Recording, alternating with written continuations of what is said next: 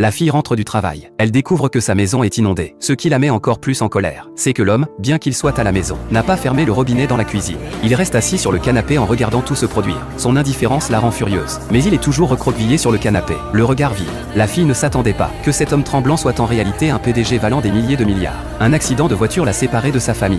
Cet accident l'a aussi conduit à rencontrer la fille, pour échapper aux hommes de main envoyés par son demi-frère. Il a feint l'amnésie, et est resté dans la maison de la fille. Un jour, l'homme a accidentellement cassé un tuyau. Il a pris un chiffon, fait un nœud et l'a attaché au tuyau. Puis il est retourné dormir sur le canapé. Mais il n'avait pas prévu que la forte pression de l'eau chasserait vite le chiffon, et l'eau s'est rapidement répandue dans le salon. À ce moment-là, il s'est réveillé d'un cauchemar sur le canapé. Dans son rêve, il revivait sa chute dans un lac quand il était enfant. Cette sensation d'étouffement ne l'a jamais quitté. Depuis, il a toujours eu peur de l'eau. En se réveillant, la maison ressemblait déjà à un bassin. Mais il n'osait pas aller fermer l'eau dans la cuisine. Il restait recroquevillé, impuissant, jusqu'à ce que la fille rentre. Elle remarqua son regard vide, et comprit qu'il souffrait d'une phobie de l'eau. Pour l'apaiser, elle lui mit un casque, et lança sa chanson préférée pour détourner son attention. Il retrouva bientôt ses esprits. Quand leurs regards se croisèrent, il se sentit soudain troublé. Il réalisa qu'il l'aimait déjà. Il l'observait souvent en secret, même quand elle buvait juste un soda. Des pensées absurdes surgissaient dans son esprit. La fille s'en rendit compte, et le questionna directement sur ses regards. Il nia avec panique, sans se rendre compte que le magazine dans ses mains était à l'envers. Ce n'est qu'après que la fille le fit remarquer, qu'il comprit. Le lendemain, pendant que la fille passait la serpillière, la télévision diffusait une série romantique.